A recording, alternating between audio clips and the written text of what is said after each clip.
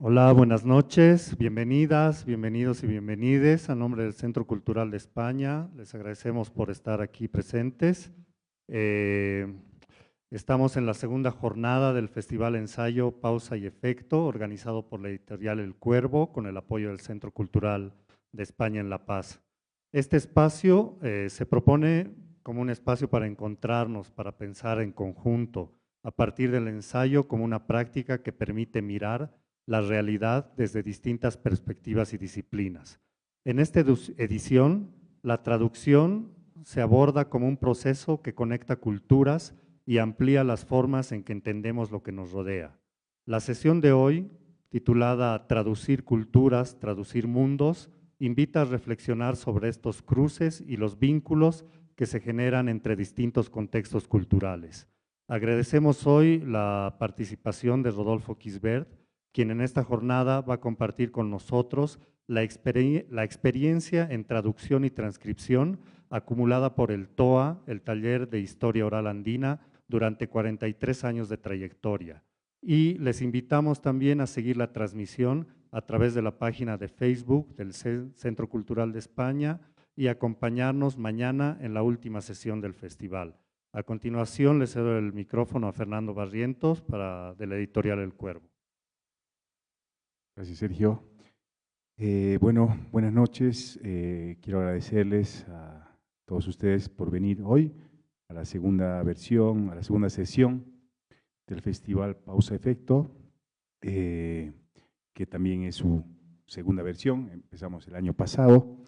Y bueno, como siempre queremos agradecer en primer lugar al Centro Cultural de España en La Paz, que siempre nos recibe como si estuviéramos en nuestra casa, no solo a nosotros, sino a todos los gestores que hacen actividades acá.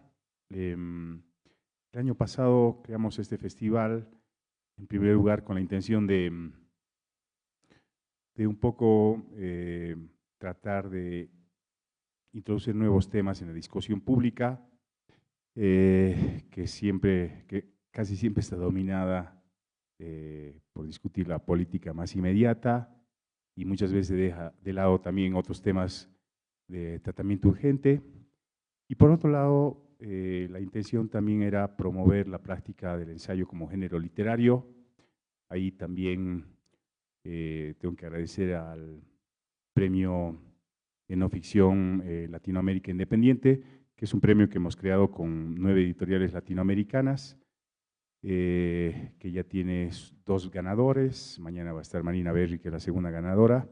Y ha sido un premio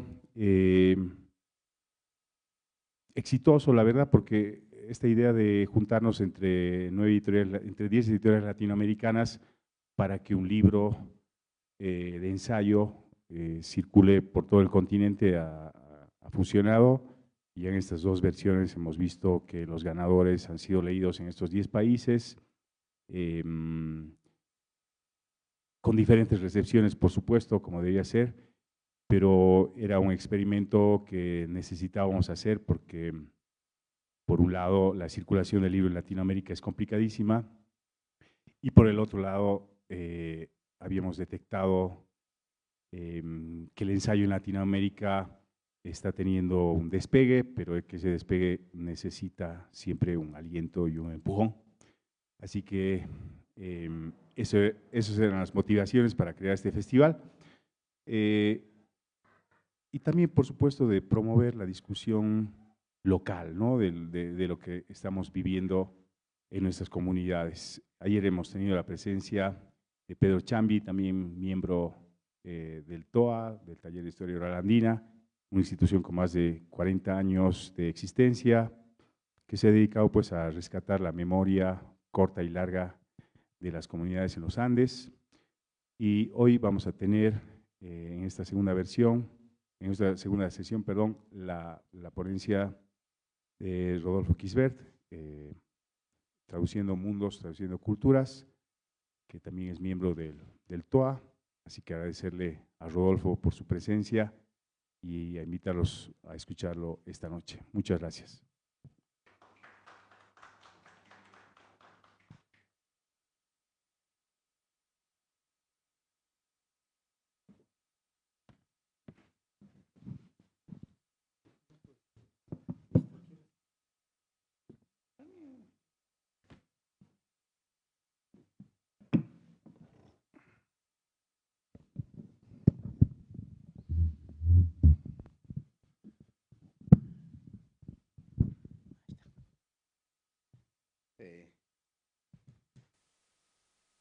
Nairakata ma suma hallaitawipa manakataki, Culiacanaka, Ilatanaka, Ilirtionaca. Indicarles que hay que ser sinceros, ¿no? Hoy no tenía que estar aquí, pero el TOA es una institución que los engrosamos en las filas más de 20 personas y todas ellas estamos justamente trabajando en lo que vendría a ser el método de la historia oral. Aunque está muy discutido al darlo este rótulo de historia oral, ¿verdad? Todos dicen no es un método, sino es una técnica. Los historiadores ya oficiales de la academia indican eso. Pero muy aparte de eso es que el método de historia oral nos ha ayudado bastante a poder indagar acerca de nuestra propia historia. Se dice, quien escribe la historia son los ganadores, ¿no? Entonces, para ello nosotros nos hemos movilizado bastante.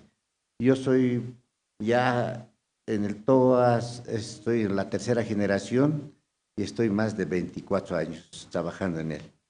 El TOA prácticamente se autosustenta con la venta de libros, con la venta de videos, algunos cursos que tenemos acerca de Aymara, Quechua y Guaraní. De igual manera, prestamos servicios de poder realizar la tesis, ¿no? Todo ello sin costo alguno. Solamente esperamos la voluntad de ellos y nada más. Nosotros tenemos la figura de una ONG que nos se han obligado por lo que vendría a ser por algún financiamiento que podíamos recibir. Pero hasta el momento no, ya estoy 20 tantos años, apenas he conocido yo 3 o 4 financiamientos, pero de igual manera hemos y seguimos trabajando, ¿no?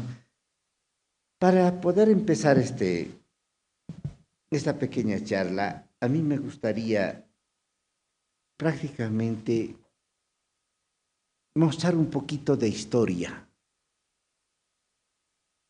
Hoy que es 19 de marzo, no sabemos en la historia indígena qué pasó. Esta es mi pequeña Biblia que prácticamente es una agenda que ha sido realizada en 1993. Pero lo guardo ya, es la segunda que estoy empezando a manejar, porque la primera le llevaba a todo lado, pero ya con todo ajado, ¿no?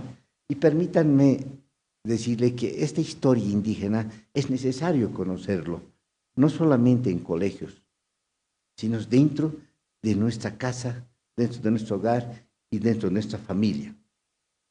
Por lo menos en un 1 de marzo de 1899, Lorenzo Ramírez, ¿algunos saben quién es Lorenzo Ramírez?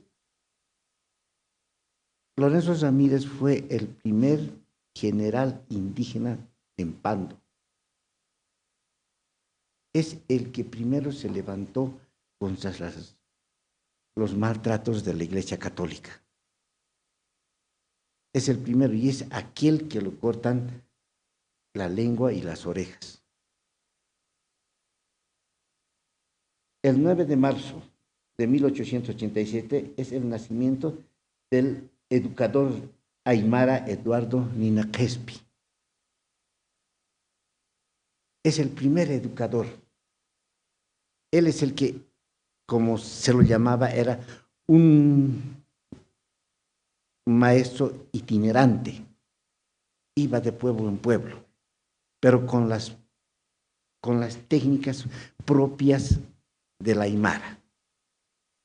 A ese entonces el niño no tenía textos y mucho peor una pizarra.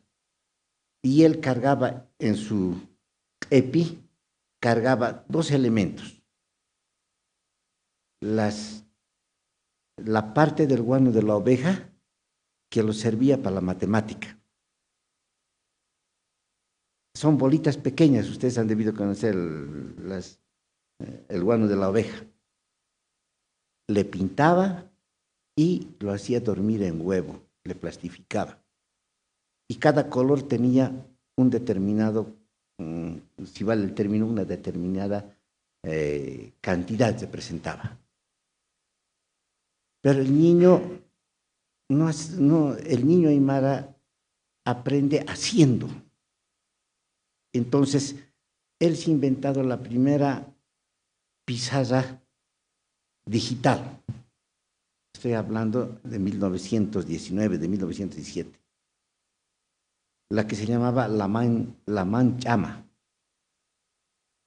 Era una especie de una batea donde estaba extendida una arena blanca y daban ejercicios de matemáticas. Leandro Núñez Crespi daba, por decir, 4 más 1, y en la arena con el dedito el niño sumaba, ¿no?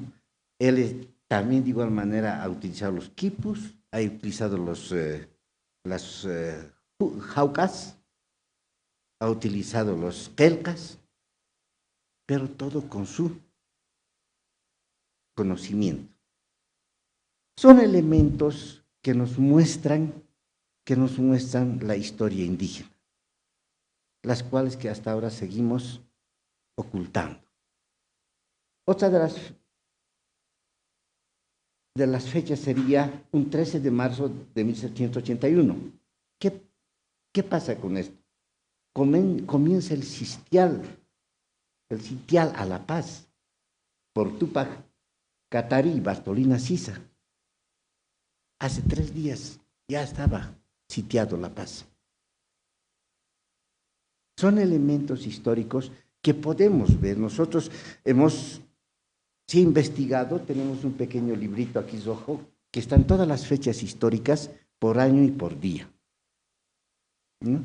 Entonces, acorde a eso, nosotros vamos indagando, vamos escudriñando, vamos rascando nuestra historia. El TOA prácticamente se ha especializado en base a la historia oral y se ha especializado de igual manera en la historia indígena. No solamente en la parte de los caciques apoderados, no solamente en la parte del varón, sino de la mujer. Tenemos varios elementos: el encuentro de parteras, el encuentro de las sahuichas conocedoras, el encuentro de los narradores orales. En los narradores orales prácticamente hay un cuento que se llama La comadre Pata y la comadre Sosa, que se ha perdido en el tiempo realmente de cuándo ha aparecido, pero en la actualidad habla de romper ese esquema, de romper esa visión de la figura de la mujer. Lo que nosotros como padres queremos, tener una hija o un hijo con tez blanca, alto, de ojos celestes, eso es excelente. Y los hombres nos enamoramos de una mujer que sea delgada, que tenga buen atractivo y que sea muy sospechosa, ¿no? Pero esos son parámetros de belleza del occidente del mundo. Pero ¿cómo eran nuestros parámetros de belleza? En ese cuento nosotros indicamos. En ese cuento. Este año estamos haciendo guías de lecturas. Lo podemos leer, pero necesitamos unas guías de lectura. Para eso, viniendo al tema, la traducción. La traducción es importante para nosotros. Y dentro de la traducción, o la transcripción también es de igual manera, es un proceso de convertir la información de un formato a otro. En aquí hemos tenido infinidad de problemas. Y una de ellas es la lengua. Quiérase o no, la formación académica que recibimos en las universidades nos pesa a la hora de ir a hacer las entrevistas, ir a hacer el trabajo de campo, y mucho peor cuando no sabemos la lengua. Si bien la transcripción es pasar de un formato a otro, esto puede ser de audio, como nosotros lo hacíamos. En el TOA prácticamente tenemos 40.000 horas de audio en cassettes, ¿no? El TOA ha salido a la luz con el tema de los caciques apoderados. Y el principal era Santos Marcatola, cacique apoderado de la República del Collasuyo. Él ha luchado por todas las tierras, ¿no? Después viene Leandro Niña Crespi, Faustino Yanqui, pero si vale el término, él era el jefe. Para ello, nosotros mediante la historia oral hemos ubicado a los descendientes de Santos Marcatola. Santos Marcatola sí hemos ubicado, es que en la comunidad de Callapa, prácticamente lo hemos encontrado a su nieto, donde era de Aymara Cesado. Y ahí hemos tenido el problema. El problema es que, ¿qué se puede hacer ahora? Si bien los del TOA, en su primera generación, estaban los hablantes aymaras, los hablantes quechos. Recién hace 2 años está ingresando el guaraní, ¿no? Entonces, y aquí hemos dicho, ¿cómo se hace? Ya teníamos las grabaciones, pero no se va a un trabajo de campo con la grabadora. A ver, usted dígame, tipo periodista, ¿no? No, se tiene que hacer el trabajo de campo trabajando con ellos, se tiene que hacer el trabajo de campo conviviendo, comiendo lo que comen, haciendo lo que ellos hacen. Pero esa transcripción nos ha dado, ¿cómo les diría? Nos ha dado muchos problemas. Si en el cassette estaba aquí todo el testimonio de su nieto, de su hijo más, todo en aymara, aquí entra lo que vendría a ser el léxico. El léxico en la transcripción nos hemos visto en figurillas. En una de esas, la hija de Santos Marcatola nos dice en aymara, ¿no? Ucapacha na caja, pusimano el pando uca, chilir epiritivo, ucaxi, presidente uca. José Manuel Pandoja, tatajaru churi, ma documento, ma hachataika documento. Ahí están los problemas. La parte léxica, por lo menos, cuando decimos taika, si vamos a traducirlo literalmente, quiere decir viejo, abuela. Entonces, ¿cómo es esto? ¿Cómo es esto? José Manuel Pando, entonces, a Santos Marcatola, ¿le ha dado una viejita, una abuela? Uy, ya estamos fregados. ¿Qué quiere decir con eso?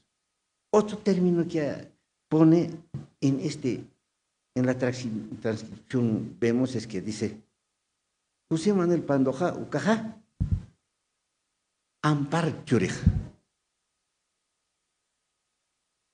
Cuando decimos ampara, decimos mano. Entonces nosotros automáticamente decimos, entonces José Manuel Pando a Santos Marcatola le ha dado la mano. Nosotros, una vez que ya lo hemos transcrito, vamos a leérselo en castellano y en aymara. Pero su hija dice, Janiu Kamakiti. Pero Jumara que si está ampar churi. José Manuel Pandoja, Amparo Churipes, Amparo. A ver, escucharemos bien. En un cassette escuchábamos una y otra vez.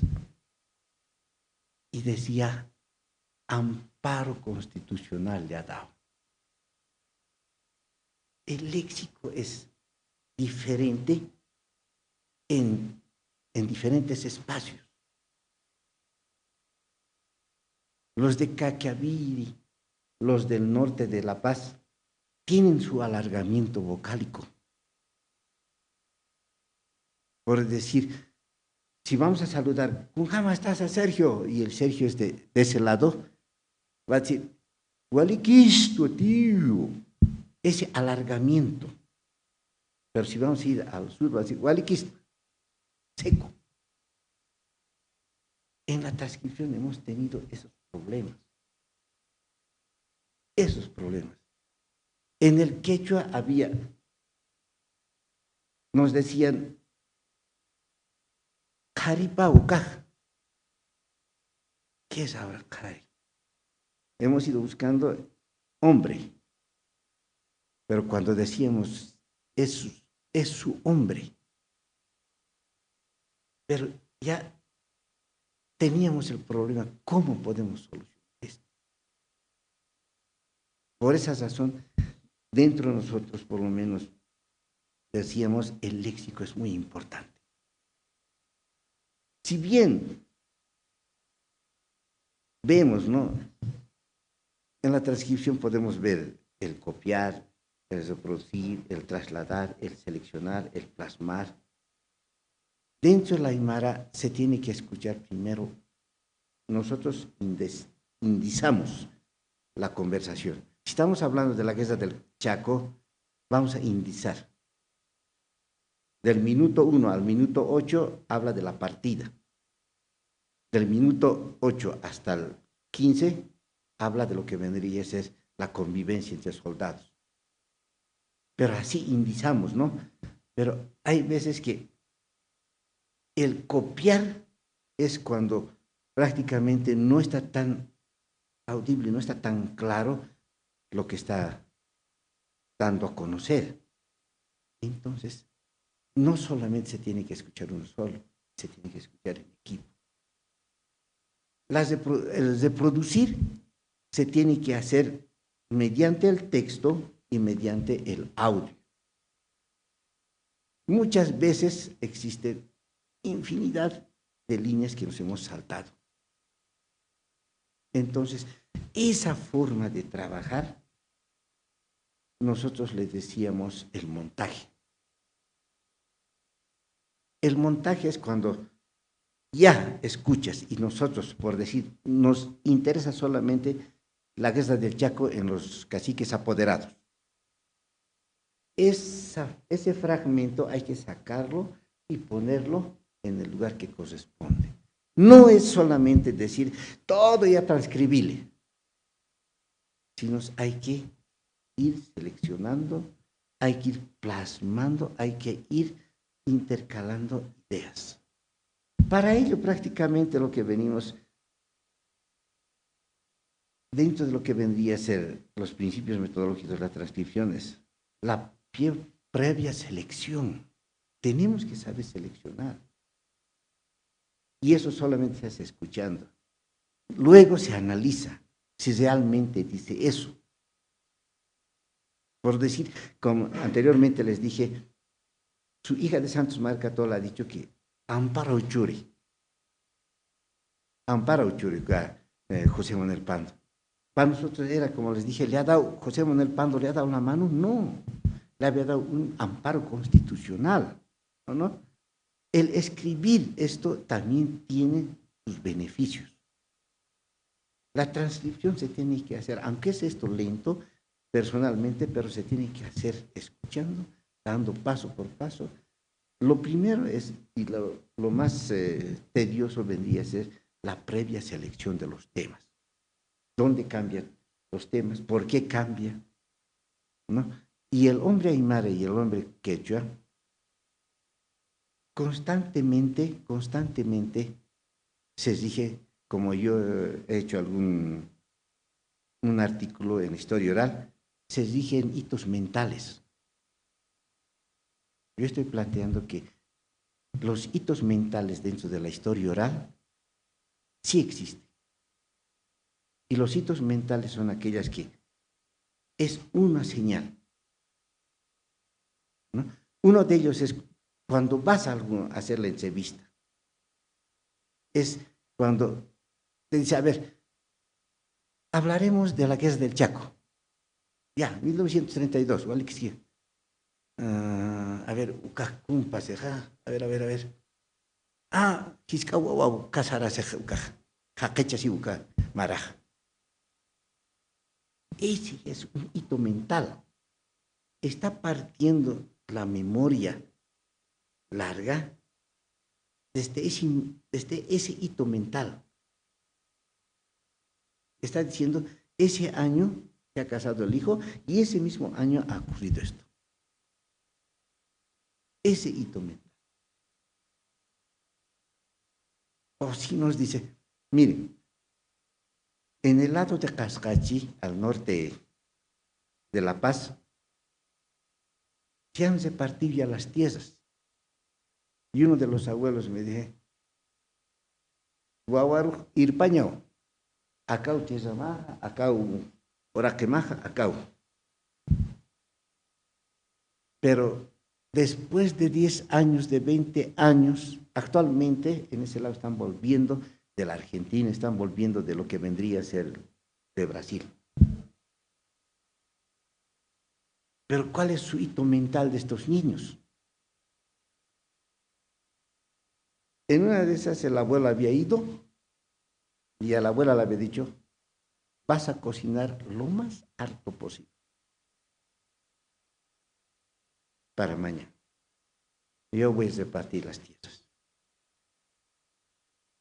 Reparte las tierras y le dice, acá Jumanquihuahua, acá Jumanquihuahua, Cota Untatarau, acá Untatarau. Istitat, sí, papito, ya. Cada que se partía les daba un plato a los niños. Comían. Al otro les repartía otro plato a todos los niños. Así unas 8 a 10 veces han comido exclusivamente para poderles poner el recuerdo en la cabeza. ¿Por qué? En la noche los niños, ¡guau! ¡Guau! De eso se acuerdan. Me acuerdo que me ha dado esto, pero en la noche estaba como volcán de ambos lados. Ese es un hito mental. ¿Se acuerdan? Esa vez me ha hecho así y me acuerdo que de allá a allá es mi terreno. El otro hito mental del otro abuelo decía, se había llevado chicote. Ya, acá Jumanquillo. Puta. El abuelo sin motivo me ha pegado. Pero esa vez me acuerdo que me ha puesto aquí mi estaca, de él es esto. Son hitos mentales que nosotros vemos que existe en las entrevistas, ¿no? En las entrevistas, en los temas diferentes que tienen por avanzar. Bueno, juntamente con esto, la traducción, estábamos hablando, la traducción es importante. El aymara no es igual. No es igual en Caquiavire, en Huaki, en Bautista Saavedra, no es igual. Si bien conocemos los mismos términos, tienen sus modismos. Tienen sus alargamientos. Y esa traducción prácticamente es el significado del texto en el cual vamos a ver cómo realmente estamos transcribiendo de la parte de audio a la parte textual. Pero aquí también de igual manera el idioma. Y nosotros fuimos a ver esto. La transcripción puede ser te puede dar, al que estás entrevistando, puede dar lo que tú quieres escuchar. Uno de los casos es la escuela Ayuwarizata. ¿Cómo ha aparecido realmente? En el primer congreso ecuménico que plantea Leandro Lina Jespi Santos Marcatola, presentan un documento de tener un presidente indio, el primer presidente indio del Collasuyo llamado Leandro Lina Jespi. Y Leandro Lina Jespi plantea las escuelas indígenas. Y juntamente con ello plantea una escuela normal que sea aceptada solamente para los indios. Pero al pasar el tiempo, ya entrando a 1934-35, indican que el MNR ha empezado a hacer las escuelas indígenas. Eso hay que escudriñar un poco más. Si bien Elizardo Pérez ha sido uno de los impulsores, pero tenemos que llegar. Tenemos que llegar. Leandro Lina Jespi prácticamente era el primer educador. Ahora hay otro educador que es José Laimi Limachi, al cual le agarran impartiendo clases. Ahí le cortan las manos y le cortan la lengua. Pero ningún texto habla de él. Ningún texto indica, fue así. No hay. Por esta razón, las traducciones tenemos que hacerlos de una parte, sabiendo la lengua materna, a nuestra lengua, llamada lengua meta. Los tipos de transcripción, ya ustedes ya saben muy bien, son literarios, naturales y fonéticos. El literal es palabra por palabra. El natural es ya cuando está editado. Y el fonético es cuando es de sonido a texto. Pero todo estos tres pasos tendría que venir exclusivamente con el manejo de la lengua, del léxico, de los modismos. Hay modismos, hace rato estaba hablando con Sergio y yo, estamos haciendo un pequeño texto que se llama El alcance de los aymaras. No es del aymara, de los aymaras. Y hemos ido a investigar a la escuela, al colegio Masuyos de Achacachi. Los jóvenes, gracias al celular, están perdiendo. No la parte cultural, sino la parte de la lengua. En aquí están perdiendo. Nos hemos puesto a escuchar su conversación de uno de los jóvenes de un grupo y dice, Sarja, y el otro chico dice, Tamay, fadera o jutaski. En aymara he buscado qué quiere decir fadera. Father en inglés, ¿qué es? Ya hay una intervención. ¿Qué ha pasado aquí? ¿No? Mamita, I love you, mami. Igual, eu catabajo poche. Ahí ya estamos asinados. ¿Cómo vamos a poder? Miren, es un modismo, ¿no? Ahora, esperamos que el aymara sea más fuerte que la intervención lingüística. Entonces, son cosas que nosotros vemos a diario. Dentro de las experiencias del TOA, de hace 43 años, el TOA nace con lo que vendría a ser, como les dije, con el trabajo de Santos Marcatole, cacique apoderado del Collasuyo. Sus escribanos eran Francisco Tancara, Faustino Yanqui. No sé si han podido leer un poquito de Santos Marcatola. Son 10 hojitas, un folletito. Pero Santos Marcatola no sabía ni leer ni escribir. Pero a un estado llamado Bolivia, a una república llamada Bolivia, le ha hecho 389 procesos judiciales y los 300 ha ganado. ¿Y cómo ha podido? ¿Cómo ha podido ganar si no sabía ni leer ni escribir? Memoria. Francisco Tancara se lo leía todos los memoriales, toda la parte legal. Santos Marcatola lloraba por esos documentos. Ha dejado tierras, ha dejado niños, esposa, todo por querer reconstituir. En el área de la mujer, nosotros se ha logrado trabajar, como les decía anteriormente, un libro que es muy pequeñito, es un libro de esta dimensión, no más de 50 hojas, que se llama Mujer y Resistencia Comunitaria. Este libro nos da a conocer la convivencia de los caciques con su esposa.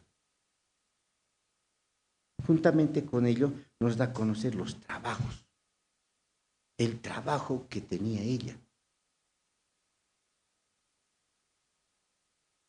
También hicimos el encuentro de parteras. Eso les estoy hablando del 91.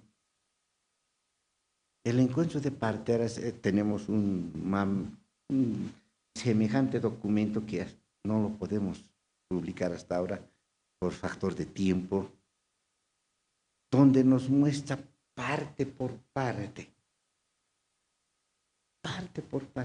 e incluso las parteras o las matronas manejaban la parte psicológica. Y en ese documento que nosotros tenemos, íbamos leyéndolo, en este encuentro se ha mostrado que nosotros manejamos la parte psicológica. Y uno de los ejemplos es este. Los niños en el campo siempre tienen miedo a la oscuridad. Y una de las abuelas le había dicho esto. Cada que vas, tienes miedo. Al nieto le había dicho, porque el nieto ya no quería salir cuando oscurecía. Pero la abuela, la parte psicológica, empieza a manipular dentro del niño. Le dice, mañana en la mañana te vas a conseguir un iroque. El iroque es un espino así grande, el más fuerte. Te vas a conseguir un lacato. El lacato es el gusano de papa, el negro. Y te vas a conseguir, para que no se tape el whisky, tiene así, una como antenita. Le hace hervir todo eso a la abuela y al chico le baña. De hoy en adelante vas a ser más fuerte que el iroque. No te va a pasar. Así sucesivamente maniobran. En ese documento que actualmente tenemos, que no está trabajado aún, usábamos la parte psicológica. Maniobrábamos la parte psicológica. Y las abuelas. Actualmente ya ninguna mujer tiene su EPI. No sé si ustedes se acuerdan, teníamos de repente le han visto a la abuela, tenía su EPI de medicamentos. Tiene fiebre, ya, entonces, a ver, acá fiebre de aquí, acá. Ahora ya no tenemos. Ahora lo que hacemos, o lo que hace la mamá es coser a la farmacia de la esquina, paracetamol, ¿no? Entonces, esos conocimientos ha sido una herencia grande. Al ser una herencia, miren que hay terminología dentro de la medicina ancestral, no académica, que aún no lo sabemos. Dice, chulpan guawap, guapa, ucam collañaja. No sé qué será eso ahora. Miren que el idioma, juntamente con la cultura, va. Pero chulpan guawapa, guapa, ucam collañaja. ¿Y ahora qué es? No sabemos. Es por esta razón que nosotros no nos atrevemos a poder publicarlo. Para el sobreparto. A ver, a un médico académico que ha estudiado la medicina occidental, díganlo, a mi mujer le había dado sobreparto. ¿Sobreparto? ¿Cómo sobreparto? Sí, pero ¿qué te va a dar? Ya vamos a poner suero. Pero a una huicha, a un collirí sobreparto, ya. Vas a quemar su cabello, vas a quemar las uñas del chancho, y eso que toma. Al día siguiente, está bien. ¿Qué ha pasado? Y hay algunos elementos. Esa es la uña del chancho y hay otro que se llama muñín. Es una hierbita. Prácticamente están desapareciendo. Entonces, nos encontramos en un gran dilema por ¿cómo les diría? Por la información que tenemos. Las dificultades que hemos pasado, como les dije anteriormente, en lo cultural. Sí o sí tenemos que estar metidos en esa piscina cultural para poder hacer una traducción y una transcripción. Sí o sí tenemos que tener al dedillo la parte del idioma. Y sí o sí también tenemos que manejar los viejos y los nuevos léxicos, ¿no? Los viejos. Por decir, en los 90 no teníamos muchos jamaks, hinchucamacanacas. ¿Ustedes conocen hinchucamacas? Todos tienen, Artita. Todos tienen el celular. Ya le han puesto, en algunos lugares ya le han puesto el hinchucamaca. Mira, el léxico es diferente de algunos años. La parte de la historia no es uniforme la historia. En lo que nos hemos aplazado hasta ahora en el taller de historia oral, no podemos transcribir. Nos vemos imposibilitados de transcribir la gesticulación, las emociones. ¿Cómo hacemos? Le cuentas de Santos Marcatole, así ha caminado, le han metido a la cárcel, le han envenenado. Y los que están narrando se empiezan a desintegrar en llanto. Ahora, ¿cómo hacemos eso? ¿Dónde va? Y nosotros estamos viendo, tal vez sería bueno una guía de lectura. El factor tiempo, ¿qué quiere decir esto? El factor tiempo está ligado a los entrevistados, no al entrevistador. Ellos prácticamente te van a decir cuándo, cómo y por qué. Y la mayor parte del factor tiempo es cuando en las noches es el mejor momento para poder hacer las entrevistas. Pero en la transcripción, nosotros todo esto hemos pasado, nosotros como taller de historia oral, al transcribir todas estas entrevistas, no nos hemos basado solamente en en la entrevista. Hemos hecho la triangulación o el CANA o lo que vendría a ser el trenzado de datos. ¿Cómo es esto? Este es el cassette del que hemos investigado de Santos Marcatola, de sus hijos. Pero, ¿qué tal si nos están diciendo algo que han escuchado?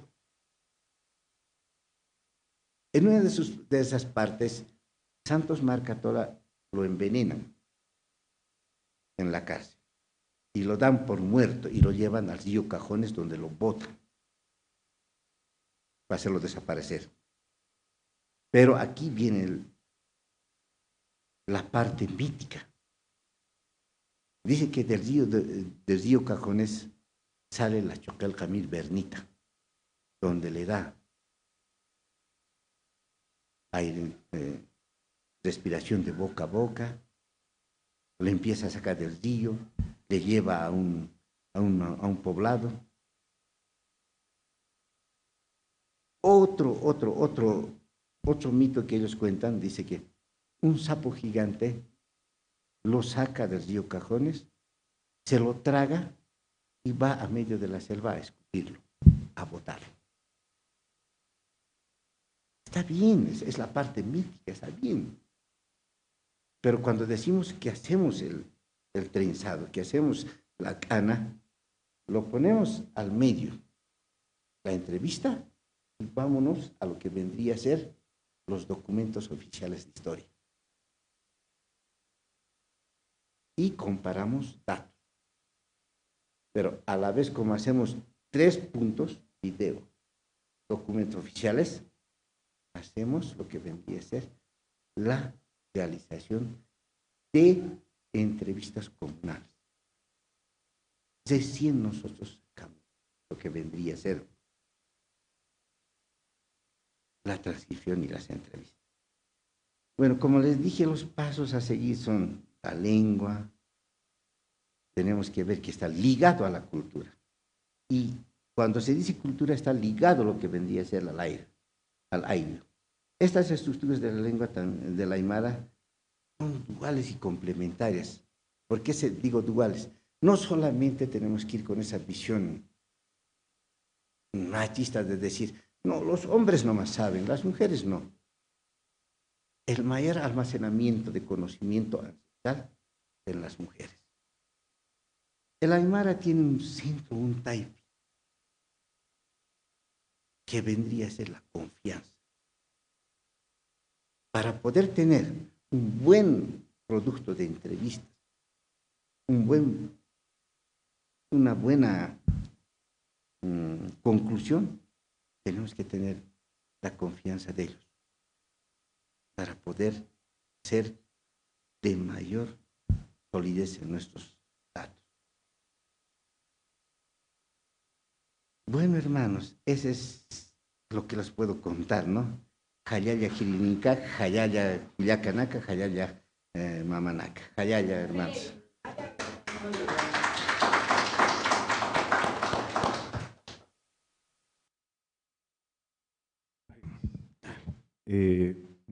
Muchísimas gracias, Rodolfo. Creo que todos hemos quedado con ganas de más. Se nos ha hecho muy corto escucharlo, así que seguro van a haber preguntas del público, así que todos invitados a preguntarle lo que quieran a Rodolfo.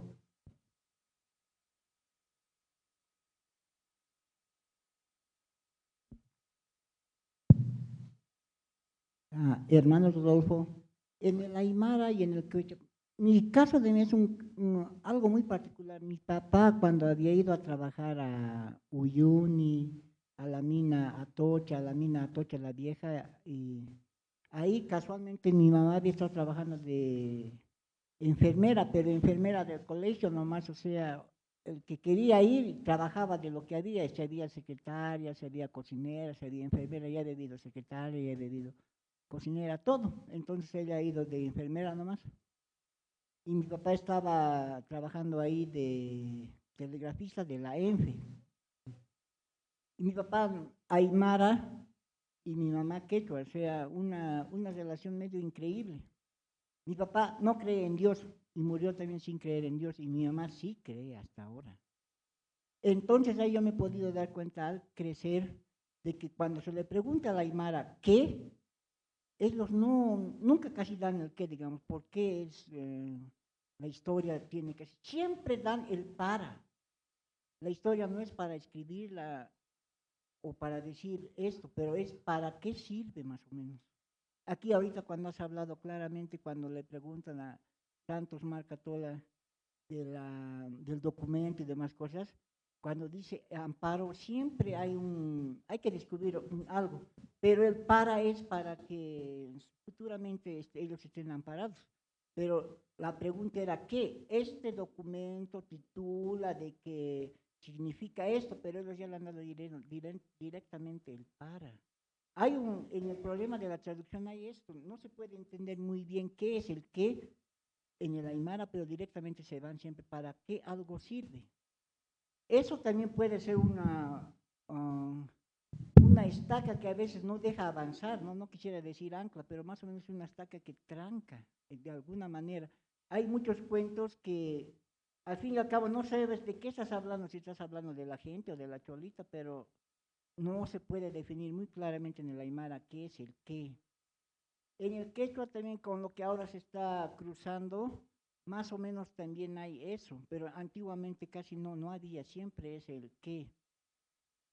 Y también otra cosa que puedo ver aquí es de que una lengua o una tradición siempre va a ir en destrucción de la otra tradición. Y ahí es las murallas que ha puesto, en vez de que el Aymara sea más polisemántico, ¿no ves? Se ha vuelto más unilateral, donde lo que dice Santos Tola es la vida, digamos, tú también utilizaste ese término. Y cuando dice alguna cosa, y que esto es como no hubiera, digamos, opción de algo, pero en las respuestas, en vez de darte negro o blanco, te dan plomo. Otra vuelta caemos al para, ¿no? Digamos, esto es para qué sirve, digamos, la mesita sirve para que la casa vaya en progreso. No, tal vez no, puede que la mamá no, puede que el papá, puede que se muera, digamos, siempre hay una respuesta en plomo. Digamos. Eso es lo que yo podría decir de que el Aymara tendría que de alguna manera abrir sus puertas y, por decirte, aceptar algunas traducciones a ritmos más nuevos, por decirte, para cosas para los jóvenes. Al final vamos a tener que tratar nomás de salvar los léxicos, porque la cultura, el modo cultural de vivir, está muriendo los abuelitos, eso se siente. De mí, mis sobrinos, nadie habla Aymara. Mi mamá y yo hablamos quechua, Aymara, algo así. Mi hermana mayor no, nunca ha hablado, porque mi papá se lo ha agarrado, se lo ha llevado a otro lugar, se separaban con mi mamá, así, y ha dicho, no, ella que no aprenda Aymara. Mis hermanitos menores en la misma situación, y veo en otras familias lo mismo, y van a las comunidades aymaras y quechuas también, algo así como podría decir, de espías. No sé qué estarán grabando, qué estarán mirando, pero al fin y al cabo están en la comunidad y la comunidad también no los vota. Al fin y al cabo, esas culturas andan relantizándose, no mueren tampoco, pero tampoco no avanzan. Y para las nuevas generaciones creo que había nomás que transcribir hasta el suspiro, como tú has dicho, que no se puede traducir. Eso, tratarlo de escribir literalmente, suspiro en esta palabra y poco a poco creo que tenemos nomás que tener conciencia de que estos idiomas están nomás pasando. De mí yo diría, mi aporte es de que de una vez se le pueda hacer polisemántico y que entre con esa fuerza, porque la Aymara, una palabra puede significar muchas cosas más y que entre al mundo actual ya de una vez, porque la mirada de colocar murallas de los abuelitos no está trayendo nada bueno para el futuro. Eso es lo que puedo decir. Algunas cosas son preguntas y algunas cosas también son comentarios y vivencias especialmente. Muy bien, ¿puedo contestar, por favor? Antes que me olvide, la mente es frágil y a mi edad no, es mucho peor. Dentro del mundo aymara existe el por qué, que existe, pero en determinados momentos. En la parte ritual, en la parte ceremonial, sí existe, ¿no? Existe. Pero debatir eso, por decir, ¿para qué ha peleado Santos Marcatola tantos años? ¿Por qué? pero para que seas vos libre. ¿Por qué? Como mi hija es la que pregunta, ¿por qué? En una etapa del por qué, ¿o no? Pero no hay eso. No existe eso de escudriñar el por qué, no hay. Ni en el mundo quechua, ni en el mundo aymara. Mi padre de mí es nacido en Huaki, mi mamá es de Cochabamba, de Taulapampa, y hablo algo de quechua y hablo de aymara también. Pero dentro de las dos culturas no existe el por qué, ¿no? Así no existe buscar la razón de por qué ha pasado siempre eso. Y algunas veces van a decir, así siempre era pues, así había sido. No, así siempre he conocido, ¿no? Entonces, esa es la respuesta al por qué o qué. Gracias.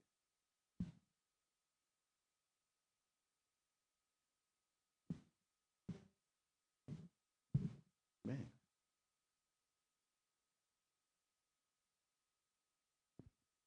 Bueno, mi pregunta es si en las traducciones que hacen o en los trabajos que hacen, especifican o contextualizan al lector de cómo están concibiendo el idioma. Por ejemplo, el comentario del anterior compañero me ha parecido muy interesante, porque creo que si yo, por ejemplo, leyera un texto traducido del aymara al castellano, yo que no sé hablar aymara, pensaría que le falta algo, ¿no? Porque generalmente hay un por qué, un para qué, ¿no? No sé, como una causa y un efecto. Entonces, al leer solo el efecto o el resultado, entonces pensaría en mi lógica citadina, no conocedora del aymara, que le falta algo que es incompleto. Pero creo que si en las traducciones se especificara o se tratara de acercar al lector a cómo está pensando el escritor, creo que podría ayudarnos a comprender mejor esto, ¿no? Entonces quería saber si en las traducciones también se toma en cuenta este desconocimiento del lector. Gracias. Tenemos un pequeño librito. La mayor parte de nuestros libros está en aymara, ¿no? Pero con la traducción continua, lo que se dice, o simultánea. Hay los Hiririnak Arsusiri, es un pequeño textito que está en una columna de aymaras y al otro lado está el castellano, ¿no? Entonces, prácticamente de lo poco que he hablado hoy lo tenemos en los textos, ¿no? Pues los textos están plasmados en ellas. Pero nosotros, si han tenido la oportunidad de leer nuestros libros o si van a tener la oportunidad de leer nuestros libros, tratamos de no dejar algunas nebulosas. Si bien hay veces que lo combinamos con aymara en medio de un texto de castellano, pero tratamos de hacer el pie de página o si no es un glosario al final, para que no se quede así en la nada. Tratamos de hacer eso, ¿no? Pero la mayoría, como decía Juan de Dios Yapita, la mayoría entendemos aymara, ¿no? Y podemos descifrar algunos mensajes que nos dan nuestros iliris, nuestros abuelos, nuestros bisabuelos, ¿no? Pero dentro de nuestros textos nos hemos preocupado de eso un poco también, ¿no? Juan de Dios Yapita decía, no sé si han escuchado esto, ¿no?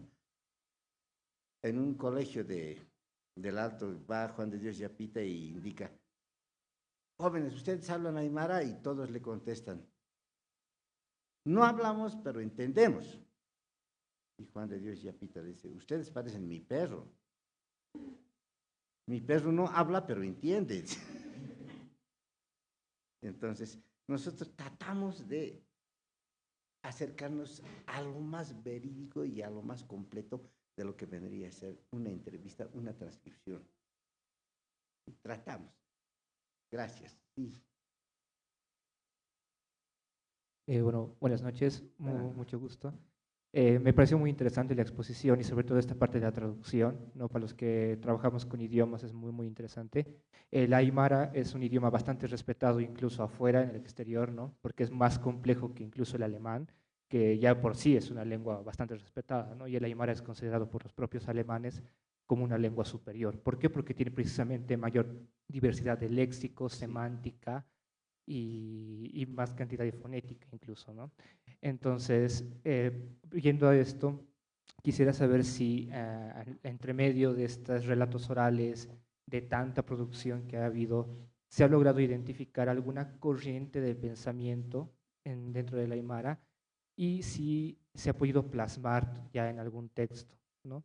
Porque para mí es importante saber eso, porque me interesaría saber si de tanta cultura y tanta tradición oral que ha existido, se ha podido rescatar algún indicio de corriente, algún indicio de filosofía, entre comillas llamarlo, de la Aymara. Eso, gracias. Gracias. Hasta el momento nosotros no hemos sacado un texto como el que tú indicas, ¿no? Pero se está trabajando. Dentro del TOA existe, como les dije, tenemos equipos, áreas de trabajo. Y una de ellas es el equipo de Aymara que está liderizado por Filomena Nina Huarcachu y Laime, ¿no? Ellos dos están haciendo la filosofía de la Aymara. Yo creo que muy pronto va a salir porque yo no soy lingüista, soy antropólogo. Yo respeto, ¿no?, la lengua, pero a mí me parece bastante pesado ya llegar, es hilar fino en lo que vendría a ser la filosofía. Muy pronto ya lo vamos a tener. Se está trabajando. Gracias.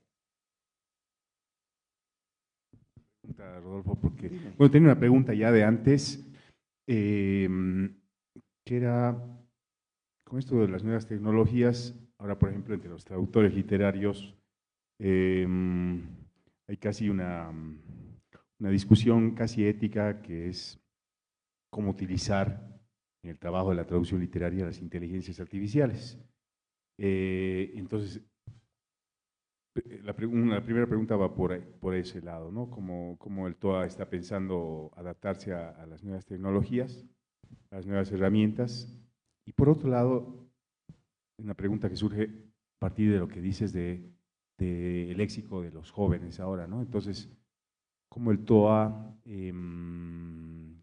va a encarar la historia más reciente y estos cambios que son a nivel global? Pero eso, ¿no? ¿Cómo investigar y cómo abordar como la nueva tradición, los aymaras urbanos, los camiris, etcétera, todas esas cosas nuevas, entre comillas, que han aparecido dentro del mundo aymara? ¿Cómo las encara el TOA? Bueno, ya en la década a mediados del 90, se manejaba, parte de los 80 se manejaban los anarquistas, ¿no? El anarquista es que no está conforme con nada, ¿no? El sistema nunca me va a absorber a mí, no me caso porque no quiero, sí, bueno, ¿no? Pero lastimosamente somos seres humanos. Y la tecnología es una parte del conocimiento del mundo que sí o sí se necesita. En el TOA sí lo estamos utilizando la inteligencia artificial, pero hay que ser sinceros. Esa inteligencia es aún corta para la traducción, aún es muy pequeño. Como les decías, un léxico no va a entender la inteligencia. Va a traducir de diferente manera. Pero los que están más adelantados son los peruanos. Ya tienen incluso un paquete, un software de poder traducir el aymara, pero no en su perfección, porque tenemos que entrar primero por la parte del inglés para llegar o aterrizar en lo que vendría a ser el aymara. Primero te lo traducen en inglés y luego recién pasa para poder traducir casi en su perfección el aymara. Ahora, las nuevas generaciones se ven bombardeadas bombardeadas de todo lado. El joven se ve bombardeado de cosas que pasan fuera de sus fronteras, fuera de su pueblo, fuera de su hogar. Y ve qué se puede hacer al respecto para poder sobresalir. En esta segunda incursión que fuimos a Chacachi, en el Colegio Masuyos, ya no se está manejando tanto esos modismos. Si bien el modismo es temporal, se está recuperando, pero esta recuperación sí o sí se tiene que ayudar. Se tiene que ayudar a un punto de que tiene que haber una institución, una persona o el mismo colegio o sacar mediante aplicaciones a poder fomentar el habla del aymara, ¿no? Esa es la que se puede hacer. Nosotros, miren, hace una cosa de 6, 7 años atrás hemos planteado a la vicepresidencia hacer dibujos animados de nuestras fechas históricas en aymara. Respetamos los próceres, los héroes, lo que tienen, ¿no? Pero lo que pasa, ¿por qué no mostramos el otro lado? Háganos los dibujos, pero no en aymara. Ahí ya no se ha quitado, ya no se han puesto el muro. Entonces, habría que fomentar un poco más dentro de las instituciones educativas, dentro de los, no sé, instituciones como estas, para poder seguir con la lengua. Esa es nuestra propuesta. Gracias.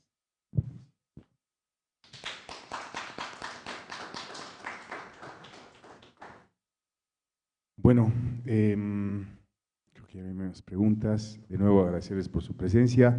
Rodolfo, de nuevo, muchísimas gracias. Gracias al TOA. Esas 2 noches han sido